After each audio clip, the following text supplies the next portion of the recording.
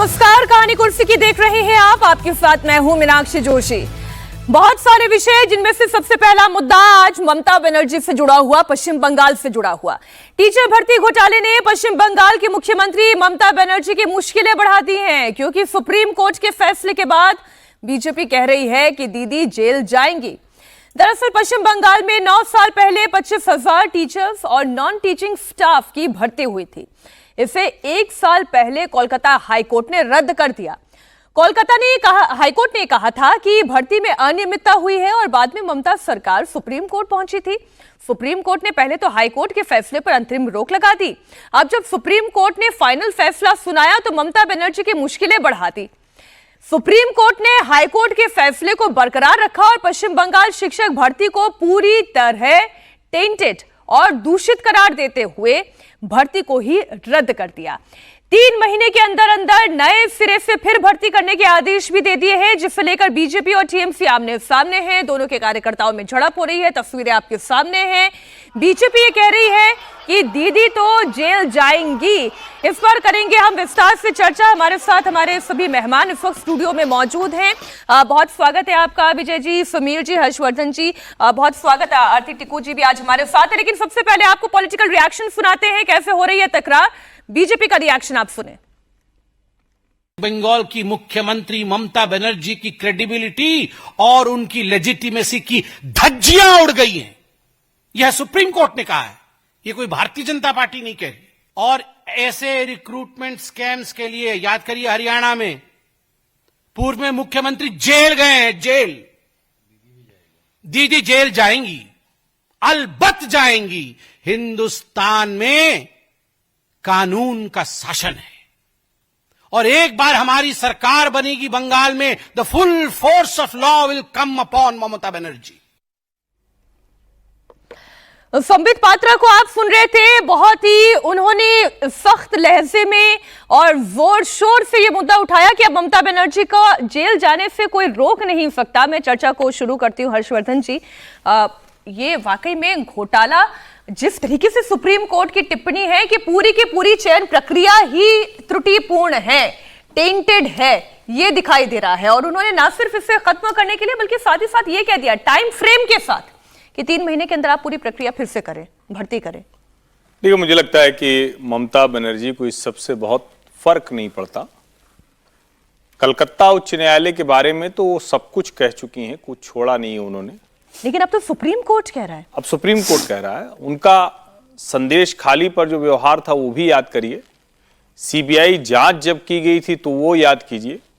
CBI को पश्चिम बंगाल में घुसने देना है कि नहीं देना है, कोलकाता पुलिस ने क्या किया था वो याद कीजिए, जब वो वहां के पुलिस कमिश्नर के साथ धरने पे बैठ गई थी उनके पक्ष में। इस सब के बीच में आया है। और अब तुरंत याद कीजिए कि पार्था चैटर्जी की महिला मित्र के घर से 50 करोड़ रुपए मिले थे नकद, 50 करोड़। अब इस भर्ती को देखिए तो ये 25,735, कुल 26,000 से लगभग इतनी ही वैकेंसी थी। माना यह जा रहा है कि पूरे के पूरे पश्चिम बंगाल में जो तृणमूल कांग्रेस के कैडर को स्ट्रेंथन करना था उसके लिए भर्ती की गई थी। ऐसा नहीं है कि किसी को पैसा लेकर करवा दिया गया हो। जो सुप्रीम कोर्ट ने जो पॉइंट उठाए हैं, OMR शीट होती है, उस पर पूरी तरह से गड़बड़ है। जिसकी रैंक नीचे होनी चाहिए थी वो अचानक ऊपर चला गया, ऊपर की रैंक वाले नीचे चले गए। यानी कुछ इस तरह से था कि कुछ लोग लेकर पेपर बैठे थे, अच्छा उनका ठीक है इतने इतने लोगों को करना है, अच्छा ये नीचे रह गया इसको ऊपर कर देते हैं। इतनी गड़बड़ियां की थी कि कोई रास्ता नहीं सुप्रीम कोर्ट के पास कि पूरी की पूरी भर्ती रद्द करे। अब एक तो इस पूरी प्रक्रिया से दिख रहा है कि कैसे पश्चिम बंगाल में शासन हो रहा है, एक तो ये देश के सामने आया, लेकिन चर्चा बड़ी कम होती है। वहां दूसरी जो सरकारी नियुक्तियां हुई होंगी, अब तो 11 से 25 आ गया, 14 साल हो गए। इन 14 सालों में उन्होंने जो भी नियुक्ति की होगी वो सिर्फ और सिर्फ कैडर के अलावा कुछ और किया होगा, इसमें संदेह है। यही वो तंत्र है जो बंगाल के चुनाव परिणामों को प्रभावित करता है, क्योंकि चुनाव की प्रक्रिया में ही गड़बड़ होती है, क्योंकि अंत में तो स्टेट मशीनरी लगती है। और इस तरह से खुले तौर पर अपने सरकारी तंत्र का दुरुपयोग करके पार्टी खड़ा करने का काम किसी ने नहीं किया। यह सच है कि अगर थोड़ी सी भी नैतिकता होती तो ममता बनर्जी को त्यागपत्र देना था, लेकिन उन्होंने कहा क्या? उन्होंने कहा कि जस्टिस के घर में पैसा मिलता है तो उसका तो ट्रांसफर कर दिया जाता है, इन शिक्षकों का भी ट्रांसफर कर देते। अरे भाई, जस्टिस के घर में पैसा मिला है, उस पर तो हम लोग रोज कह ही रहे हैं और कहते रहेंगे, वो जांच में आए ना आए, अब तो सर्वोच्च न्यायालय की साख का सवाल है। लेकिन ये शिक्षकों के ऊपर सवाल नहीं है, ये ममता बनर्जी पे सवाल है। और एक मुख्यमंत्री को दूसरे जगह ट्रांसफर नहीं किया जा सकता, लोकतंत्र में उसको उतारा जा सकता है, ये इसके अलावा कोई रास्ता नहीं। ये तो वैसा ही है ना विजय जी कि आप गलती कर रहे हैं, चोरी है फिर सीना चोरी है, ये और क्या है? ममता बनर्जी जी का एटीट्यूड जो है ये क्या कहता है? देश में पॉलिटिकल लीडरशिप ऐसे ही चलती है। पहले वो मानते नहीं है कि घोटाला किया गया है, घोटाला हुआ है। और इसमें महत्वपूर्ण बात यह है कि इस पूरे सिस्टम में जो चर्चा हुई कि जो टीएमसी के कार्यकर्ता हैं उनकी वहां पर नियुक्ति की गई, उसका फायदा क्या होता है? एक तो कार्यकर्ता उनका हो जाता है और उससे पूरे सिस्टम पर आपकी पकड़ हो जाती है, वो एक बड़ा काम होता है। तो ये दो तरह का घोटाला उसमें है। और जो अनियमितता हुई है वो तो है ही, और सुप्रीम कोर्ट ने जिस तरह से उस पर कॉमेंट किया वो इस बात को साफ करता है कि ये सारा घोटाला हुआ। लेकिन क्या उसमें मुख्यमंत्री निजी तौर पर शामिल है, वहाँ पर कौन लोग देख रहे हैं, शिक्षा मंत्रालय क्या देख रहा है, वो सब बातें भी आएगी। जेल उनको जाना है कि नहीं जाना है, भारतीय जनता पार्टी अभी कह रही है अभी तो उनकी सरकार आएगी तब वो जेल जाएंगी। और भारतीय जनता पार्टी की जहाँ सरकारें आती है वहाँ उन्होंने किस किस को जेल भेजा है वो भी हमने देख लिया। और सब सरकारें ऐसे ही करती है। अरविंद केजरीवाल साहब 10 साल तक कांग्रेस के तमाम नेताओं को शीला दीक्षित से लेकर, आप ये कह रहे हैं कि ये सारी बातें केवल बयानबाजी तक रह जाएगी, कुछ दिनों तक हल्ला हंगामा मोटे तौर पर बयानबाजी रहेगी। लेकिन बीजेपी के लिए चुनाव के लिए एक ताकत के तौर पर एक बड़ा मुद्दा मिल गया है कि अब वो बंगाल सरकार के खिलाफ, तृणमूल सरकार के खिलाफ भ्रष्टाचार को लेकर एक बड़ी ताकत के साथ खड़ी हो सकती है। एक बड़ा इशू उनको मिल गया। एक इशू तो वहां पर हिंदू मुस्लिम का चल ही रहा है, जिसका पोलराइजेशन पर लगातार चल रहा है। अभी कल रामनवमी का मैं वही देख रही थी, मैं कुछ और प्रदर्शन भी देख रही थी समीर जी कि पूरे देश में कहीं पर वक्फ अमेंडमेंट बिल को लेकर कोई प्रदर्शन नहीं हुआ, लेकिन पश्चिम बंगाल में हो गया। खैर वो अलग की बात है। लेकिन ये जो मुद्दा है अब किया गया है, करवाया गया है, स्टेट स्पॉन्सर्ड है नहीं है वो तो आगे की बात है। लेकिन ये घोटाले पर हो रहा घमासान, ये ममता बनर्जी को कितना नुकसान पहुंचाएगा? देखिए, घोटाला हुआ था ये सबको पता था जब पार्थ चटर्जी के पास इतना पैसा निकला। और सिर्फ एक नहीं है, अगर ममता बनर्जी का आप कार्यकाल देखेंगे 2011 से लेकर जितनी भी नियुक्तियां हुई होगी, चाहे वो नर्सेस की नियुक्ति हुई हो, चाहे दूसरे सरकारी कर्मचारियों के 3rd और 4th ग्रेड में नियुक्ति हुई हो, अगर सबकी जांच होगी तो मुझे लग रहा है ऐसा कोई विभाग नहीं होगा जब भ्रष्टाचार की जानकारी नहीं आएगी। लेकिन अब चूंकि इस पर सुप्रीम कोर्ट की मुहर लग गई, पहले हाईकोर्ट ने मुहर लगाई, सुप्रीम कोर्ट उस पर रोक देता है, उसके बाद सुप्रीम कोर्ट सीबीआई जांच करने के लिए कहता है, उसके बाद सुप्रीम कोर्ट खुद कहता है कि भाई इसमें भ्रष्टाचार हुआ है, अनियमितता हुई, भाई भतीजावाद हुआ है, पैसों का लेन देन हुआ है। और सुप्रीम कोर्ट इतनी बड़ी डिसीजन लेता है कि पूरी 25,000 नौकरियों को निरस्त कर देता है। सिर्फ उसमें एक वो ये देते कि भाई आपने जो तनख्वाह लिया वो रिटर्न मत करना, और जो दिव्यांग अपॉइंट हुए सिर्फ वो कंटिन्यू करेंगे, हम उनके प्रति थोड़ा वो कर रहे हैं, संवेदनशीलता होनी चाहिए दिखाइए। और बाकी सारा उन्होंने कहा कि आप 3 महीने के अंदर सारी नियुक्ति प्रक्रिया अपनाइए। तो मुझे लग रहा है कि बता रहा है कि बंगाल किस तरह चल रहा है। तो वही ममता बनर्जी है ना, जब विपक्ष में रहती है तो नैनो को आने नहीं देती है प्रदेश में विकास के लिए, और जो मुख्यमंत्री बनती है तो किस तरीके से वो वहां पर कहती है कि भाई बंगाल में इतना इन्वेस्टमेंट आ रहा है। अभी ऑक्सफोर्ड में उन्होंने कहा था तो उनसे पूछ लिया गया कि आप बताइए कौन सी बड़ी कंपनी आपके बंगाल में आई है, तो ममता बनर्जी इस बात का जवाब नहीं दे पाई। हो गई थी वो बिल्कुल, हाँ, इसमें कोई दो राय नहीं। अब ममता तीखे सवाल तो नाराज करते ही है। और मुझे लगता है कि ममता बनर्जी अब ये समझ गई है कि अब जैसे अरविंद केजरीवाल का 10 साल का कार्यकाल पूरा एक्सपोज जनता के बीच में हो गया था, वैसे ही ममता बनर्जी का कार्यकाल जनता की नजरों में एक्सपोज हो गया है। अब ममता बनर्जी की जो राजनीतिक गति जो होने वाली है वो अरविंद केजरीवाल के समान होने वाली है। ये बात ठीक है कि मुस्लिम का बड़ा वोट बैंक ममता बनर्जी के साथ बहुत ताकत से जुड़ा है, और उसी को मजबूत बनाए रखने के लिए जो आज हम देख रहे हैं कि वक्फ के खिलाफ जो बंगाल की कलकत्ता की सड़कों पर जो भीड़ उमड़ी थी मुस्लिम समुदाय की, वो पूरा स्टेट स्पॉन्सर प्रोग्राम था। उन्हें तो कहा गया था कि आप आइए, गाड़ी उपलब्ध किया गई, खाना उपलब्ध किया गया, उन्हें सुविधाएं दी गई।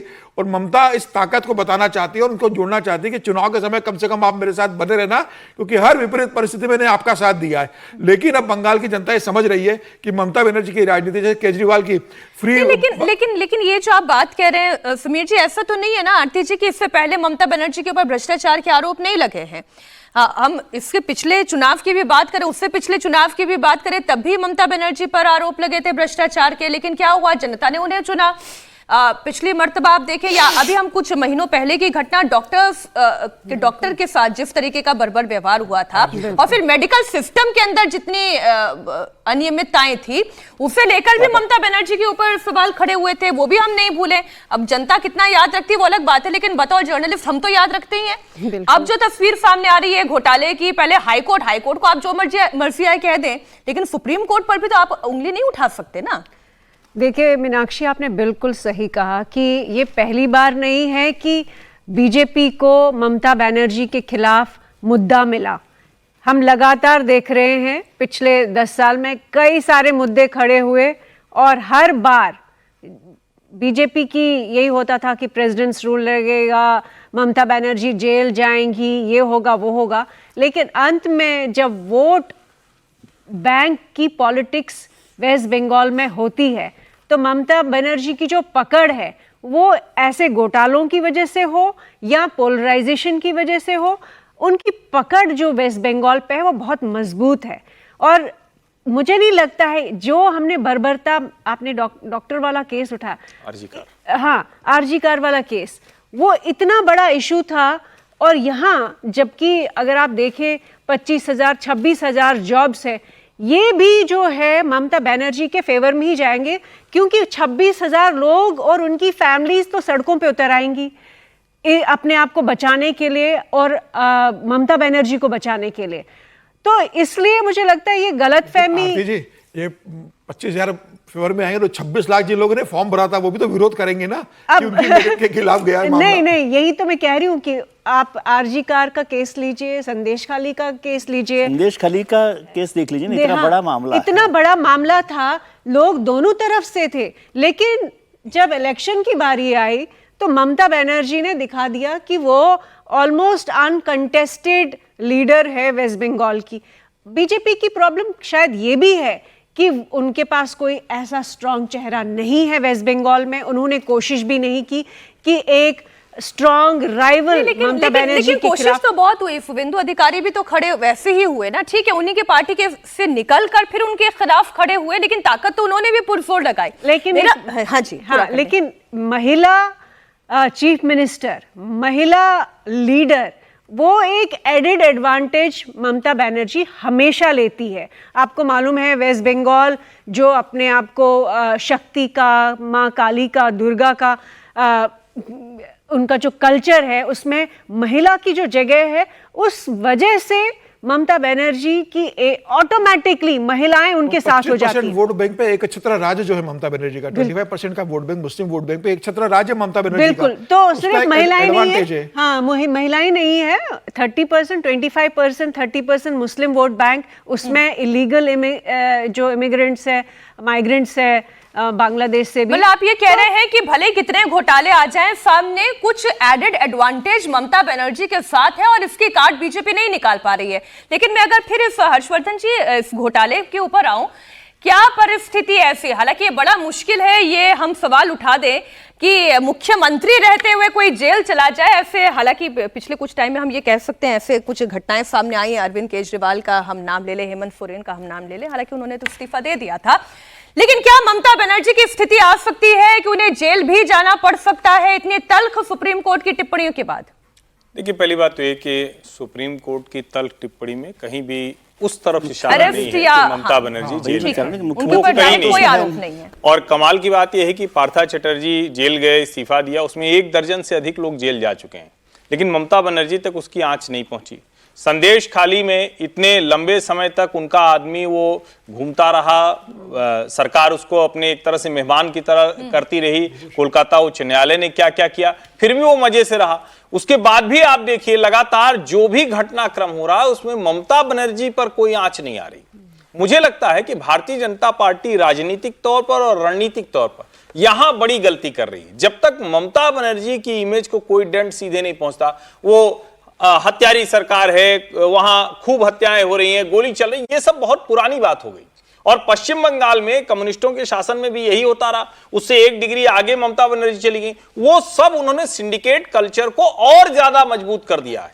अभी आप सोचिए, ममता बनर्जी सिर्फ जस्टिस यशवंत वर्मा का तंज नहीं करती हैं, वो इस फैसले को जब हाईकोर्ट ने कहा तो उनका कि हम नहीं मानेंगे, मुख्यमंत्री क्या बोलता है कि हम इसके खिलाफ अपील करेंगे, फिर अगली लाइन में वो कहती है हमारे पास विकल्प है, हम वहां जाएंगे। अभी सर्वोच्च न्यायालय के निर्णय के बाद भी उन्होंने बोला, और एक बात उन्होंने और कही है जो अभी आरती ने कहा, अभी समीर जी भी उसी की बात कर रहे थे, 26,000 लोगों को ममता बनर्जी कह रहे हैं कि हम आपकी चिंता करेंगे। आप जरा इसको समझिए, चोरी और सीनाजोरी, भ्रष्टाचार किया, बेईमानी की, उच्च न्यायालय से लगातार सामने आया, सर्वोच्च न्यायालय ने उस पर मोहर लगा दी, वो करें हम आपकी चिंता करें। अब मुश्किल क्या होती है कि जिनको लाभ मिल गया है वो सड़क पर लड़ने के लिए खड़े होते हैं। जो 23 लाख लोग फॉर्म भरने वाले हैं वो तो अब रास्ता खोजेंगे ना कि हमारा भी कुछ जुगाड़ लगे और हम भी इसमें भर्ती में शामिल हो जाए, कोई प्रशांत किशोर मिल जाए वहां। हाँ, वो क्या उस तरह से लड़ेंगे। और मुझे लगता है बीजेपी को अपनी रणनीति को सोचना चाहिए, क्योंकि वहां बहुत खतरनाक स्थिति है। अर्जुन सिंह इधर आते हैं, लौट के चले जाते हैं। 12 विधायक अब तक अलग अलग पार्टियों के वो ममता बनर्जी के साथ जा चुके हैं। वहां लोग कहते हैं कि रात में कोई सोता है और सुबह जब उठता है तो ममता बनर्जी या उनके लोगों का अगर फोन आ गया तो उसकी निष्ठा बदल जाती। तो बीजेपी को बहुत रणनीतिक तौर पर सोचना होगा। और एक बात तो पिछले चुनाव के वक्त भी मैंने कहा था, फिर से कह रहा हूं, अगर राष्ट्रपति शासन में चुनाव नहीं होता है तो एडवांटेज ममता बनर्जी होगा ही होगा। लेकिन क्या ये करने का साहस बीजेपी करेगी, इसका जवाब है नहीं। अच्छा, मैं यही अभी स्क्रॉल करते हुए मैं पश्चिम बंगाल की और खबरें देख रही थी, उसमें से एक खबर ये भी है विजय जी, जाधवपुर यूनिवर्सिटी में हंगामा हो गया, रामनवमी पर रोक लगा दी गई। ये तमाम चीज़ें सिर्फ इसलिए हो रही हैं कि उनका जो अपना एक पॉलिटिकल वोट बैंक है, जो उनका अपनी ताकत है, वो उसको कैसे बना कर रख सके। उसी का जिक्र मैं कर रहा था ना कि अभी कल रामनवमी है, तो वो एक पोलराइजेशन की पॉलिटिक्स भी वहाँ पर लगातार चलती रहती है और उसका मौका भारतीय जनता पार्टी भी देती है। आप रामनवमी पर जितना ज़्यादा शोर जैसे शुभेंदु जी और भारतीय जनता पार्टी कर रही है, तो वो उसका रिवर्स पोलराइजेशन भी होता है ना एक तरह से। जो मायावती ममता जी कर रही है उसका रिवर्स पोलराइजेशन शुभेंदु जी कर रहे हैं, और यदि आप उसको ज़्यादा बढ़ाएंगे तो उनको यूनाइट करने में, कंसोलिडेट करने में मदद मिलती है। और जब हम ये कहें कि जादवपुर में रोक लगा दी, तो ये वैसी की वैसी बात है जैसे उत्तर प्रदेश में बहुत सारी जगहों पर बहुत सारी चीज़ों पर रोक लगाई जाती है। तो या तो उसको आप एक तरह से देखें एडमिनिस्ट्रेटिव डिसीजन के तौर पे, या पॉलिटिकल डिसीजन की तरह से। मोटे तौर पे पॉलिटिकल डिसीजन ही होता है, चाहे वो उत्तर प्रदेश में हो चाहे पश्चिम बंगाल में हो। मगर ये समझना कि अभी तो वैसे कुछ चर्चा चल रही है, मैं कल ही कोलकाता बात कर रहा था कि भारतीय जनता पार्टी के कुछ सांसद या नेता जो हैं वो वापस वहाँ पहुँच सकते हैं ममता जी के पास। लेकिन भारतीय जनता पार्टी को कमज़ोर मत मानिए। आप सोचिए, जो पार्टी पिछले विधानसभा चुनाव में 3 से 77 पर पहुंच गई है, उसका एक बड़ा वोट बैंक वहां पर हो गया है, तैयार तो हो चुका है। तैयार हो चुका है। तो अब उसको एक नेक्स्ट लीप करना है, नेक्स्ट जंप करना है। तो इतना मुश्किल काम भी नहीं है, मुश्किल जरूर है। और जिस तरह से वहां पर सरकार के खिलाफ भी माहौल बन रहा है, तो क्या भारतीय जनता पार्टी थोड़ा सा भी रणनीति में कोई बदलाव करके, मुझे बहुत मुश्किल नहीं लगता है। मतलब मुश्किल है ममता बनर्जी को हराना और ये सब करना। दिल्ली में भी हम जो देख रहे थे कि जिस तरीके की पॉलिटिक्स चल रही थी, ये एक समय तो ऐसा था ही ना जब ये कहा जाता है कि बीजेपी से दिल्ली बस क्रैक नहीं हो रही, दिल्ली बस क्रैक नहीं हो रही। हाँ, यहाँ भी चेहरा नहीं था, लेकिन बिना चेहरे के भी केजरीवाल जी गए। आजकल वो पंजाब ही रहते हैं। लेकिन यहाँ पर थोड़ा लेकिन यहाँ पे जो है डायरेक्टली अरविंद केजरीवाल की छवि पे सबसे बड़ा डेंट पड़ा। शीश महल वाला लेकिन दिल्ली में इशू जो बीजेपी के है, लिए उसकी पोलराइजेशन, वजह से- दिल्ली में नहीं, बीजेपी के लेकिन लिए ये जो बात पोलराइजेशन इशू आरती नहीं जी था। कह रही है, ये बड़ी बात है कि वहां पे उनकी कि कभी भ्रष्टाचार नहीं कर सकते, कट्टर ईमानदार आदमी हैं, उनकी छवि पर सबसे बड़ा डेंट था कि वो भ्रष्टाचार कर सकते हैं, शराब घोटाला हो सकता है। ममता बनर्जी के साथ भी तो ये था, सूती साड़ी पहनती है, हवाई चप्पल पहनती है, अभी बहुत भी। ईमानदार अभी है, भी राजनीति में ईमानदारी अभी भी सुचिता ममता लगी बनर्जी अभी भी image पहनती है, है। अभी भी। लेकिन किस तरीके से ममता बनर्जी के इसमें कोई करप्शन डेंट हुआ, नहीं है, कोई इतनी डेंट- खबरें आने के बाद भी कोई डेंट नहीं है। बिल्कुल नहीं। उनके साथ सारी महिलाएं, सारे मुस्लिम वोट बैंक खड़ा हो जाता है नहीं, कि ऐसा- वो हमारी दीदी है। आरती, अभी ऐसा लग रहा है, लेकिन अभी टाइम चुनाव में जो होगा अरविंद तब तक केजरीवाल के साथ जो लग रहा था पहले 6 महीने पहले, 8 महीने पहले, चुनाव आते आते कैसी परिस्थितियां बदली। बंगाल में भी यही होने वाला अरविंद जी ने भी है। एक ममता साइड के बड़ी वाली साथ शर्ट सिर्फ पहनना तो कट्टर नहीं छोड़ा मुसलमान था। व्यक्ति खड़ा रहेगा। नहीं, वो छोड़ा आप नहीं, लेकिन देखिए, डेंट पड़ ना गया महिला था, रहेगी ना शीश महल युवा की वर्ग वजह से। रहेगा। भाई युवाओं को नौकरी चाहिए, रोजगार चाहिए, इन्वेस्टमेंट चाहिए। मुझे लग रहा है कि ममता बनर्जी जिस भरोसे के साथ बंगाल की राजनीति में आई थी, वह बंगाल की जनता ने से अब ममता बनर्जी का दूर हो चुका है। और यह तय है कि आने वाले चुनाव में ममता बनर्जी के साथ सिर्फ कट्टर मुसलमान वोट बैंक जुड़ा रहेगा। बाकी जिसे विकास चाहिए, जिसे सुरक्षा चाहिए, महिलाओं को सुरक्षा भी चाहिए ना। आरजीएल मेडिकल के बाद कौन ममता ममता बनर्जी की सुरक्षा के ऊपर भरोसा करेगा। तो ममता बनर्जी सिर्फ मुस्लिम वोट बैंक पर ध्यान दे रही है कि वो मेरे साथ जुड़ा रहेगा, मैं सरकार बना लूंगी, लेकिन यह तय है कि ममता बनर्जी की स्थिति राजनीतिक अब अच्छा, दिन ये ब दिन कमजोर होती जा जनता रही को है। ये बात समझाना या समझना इतना मुश्किल होता है हर्षवर्धन जी कि भाई अगर कोई नियुक्ति हो रही है, कहीं कोई भर्ती हो रही है, उसमें जाहिर तौर पर भले ही चीफ मिनिस्टर का नाम ना हो, लेकिन सिस्टम तो उनका है ना, सरकार तो उनकी है, प्रशासन तो उनका है, तो ऐसा तो हो नहीं सकता कि सीएम को पता ही ना चले कि उनकी सरकार में क्या हो रहा है, उनके प्रशासन में क्या हो रहा है, कहां चूक हो रही है। नहीं, देखिए सिर्फ इस मसले पे नहीं, और हम लोग आरजी कार वाले मामले में बहुत जिसको कहें कि लंबी चर्चा की थी हम लोगों ने, और बार बार हम लोग एक बात पर जोर दे रहे थे कि ये एक हत्या, एक डॉक्टर के साथ दुष्कर्म उस घटना के तौर पर इसे मत देखिए। सिर्फ ये पूरे पश्चिम बंगाल में जो मेडिकल कॉलेजेस में दवा का, इक्विपमेंट का, हो सकता है कि उसमें, अब मुझे पता नहीं है, लेकिन हो सकता है कि कोई और रैकेट भी हो, उन सब का ये मामला लगता है। ये सामान्य मसला नहीं था।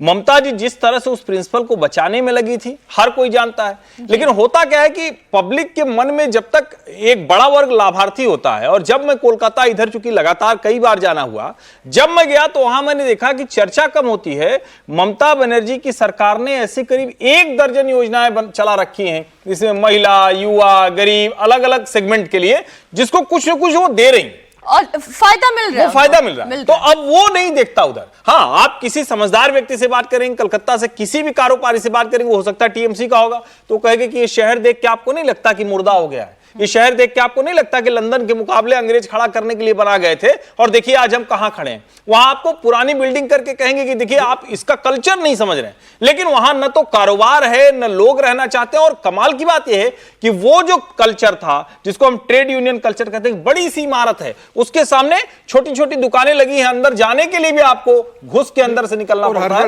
वो सब वहां चल रहा है खतरनाक तरीके से। हर्षवर्धन जी, लाभार्थी की जिक्र हो रहा है, तो वहां तो लोग कह रहे हैं कि जिंदा रहेंगे तो लाभार्थी बनकर रह पाएंगे ना हम। ममता बनर्जी स्कीम जरूर चला रही है हम लोगों के लिए, लेकिन जो माहौल बन गया बंगाल के अंदर कि कल हम बचेंगे या नहीं बचेंगे, हिंदू समाज के लोग कह रहे हैं कि हमें यहां से पलायन करने की स्थिति आ रही है। तो ऐसी फ्री की स्कीम का क्या, ऐसे महीने के 1000 रुपए का, ऐसे अनाज का क्या फायदा कि कल हमारी बहू बेटी कोई उठा के ले जाए, कल हमें जान से कोई मार दे, हमारे घर पे कब्जा हो जाए। तो ये जो वर्ग है जो फ्री का लाभार्थी रहा है, दरअसल भरोसा अब टूट रहा है। यही एक पॉइंट है जिसको बीजेपी अगर पहुंचा पाए और ममता बनर्जी की छवि पर डेंट सीधे लगा पाए, तब उसका लाभ होता हुआ दिखेगा। और देखिए 2011 से वो सत्ता में है, सीधे सीधे 15 साल हो जाएंगे, तो 15 साल की आप एंटी इनकम्बेंसी को भी सोचिए, और एक बड़ा वर्ग होगा जो स्थापित तंत्र से नाराज होगा। ऐसा नहीं है कि हमेशा वो खुश रहता है, आप कितना भी बढ़िया तंत्र बनाए, लेकिन एक समय के बाद वो रिएक्ट करता है। तो हो सकता है कि 2026 रिएक्ट करने की तारीख हो। लेकिन इतना तय है कि इस सरकार में, केंद्र में जो सरकार बैठी है, उसमें इतनी हिम्मत मुझे नहीं लगती कि वो वहां पर राष्ट्रपति शासन लगाए।